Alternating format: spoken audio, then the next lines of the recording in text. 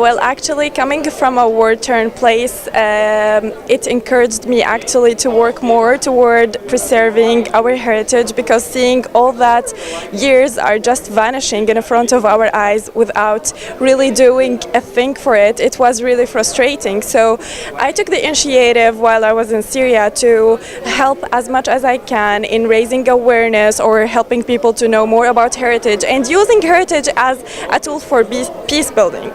Participating at the Youth Forum in Bahrain, it gave me a lot, because I learned a lot about how to deal with crises, and it gave me the opportunity to have networking with people. And actually the main key that I really wanted to show to the people, that they know Syria about a place that it has war and it has destruction and all that human crisis, but we still have a very long history with heritage, and we offered a lot for the humanity and civilization. So it's not only the responsibility of Syrians to protect this heritage, it's the responsibility of all the world, because we have so many world heritage sites, and this responsibility is for all of us to take an action in order to save our lovely heritage all over the world, and especially in Syria in this case.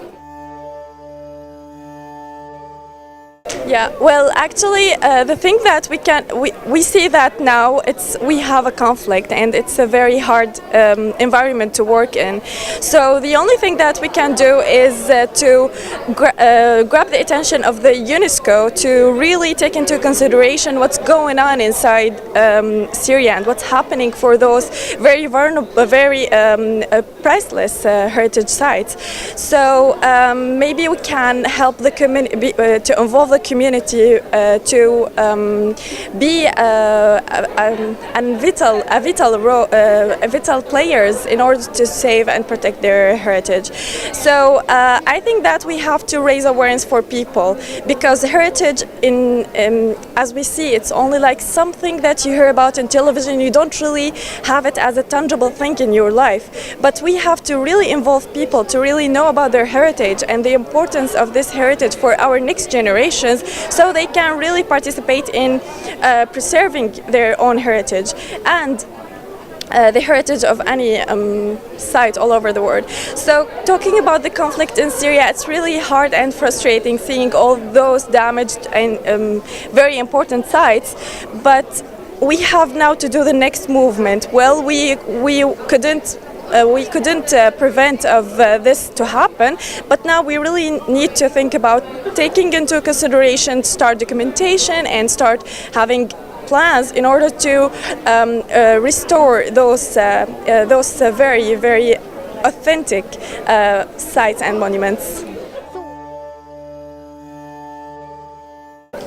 Well, actually, I learned more about to treasure the sites that we really have. It was a bit sad thing for me, because it means a lot for me.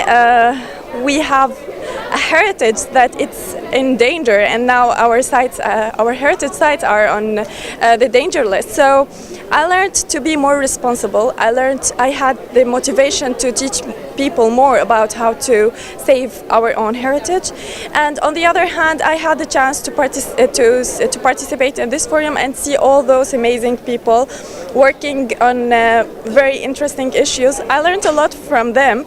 I learned I learned how to think after what we are going to do after war is over. So it was a good chance that lightened up and opened up my eyes for many important things about heritage. Well, yeah, it's a huge challenge. It's not only a challenge for the locals or the people who live in this area, it's a challenge for the whole world and for UNESCO as well. So sometimes the irresponsible actions during crises are also involved in damaging those sites, and in such a crisis it's a humanitarian one and it's a cultural one on the other hand. So you don't really know what to balance. Do you want to focus only on saving people or focus on saving heritage? So I think that we need to really find a link between saving people and heritage at the same time. because heritage is going to really add value to our futures, and human beings are the number one priority in everything. But on the other hand, we truly need to encourage the world society towards saving both humans and heritage sites.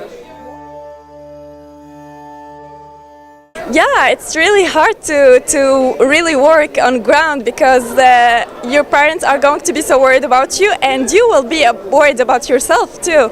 It's so challenging, but someone has to do something. If we all just gave up, it will be we will lose a lot. So many people on ground in Syria are really doing huge efforts, but they are facing huge challenges.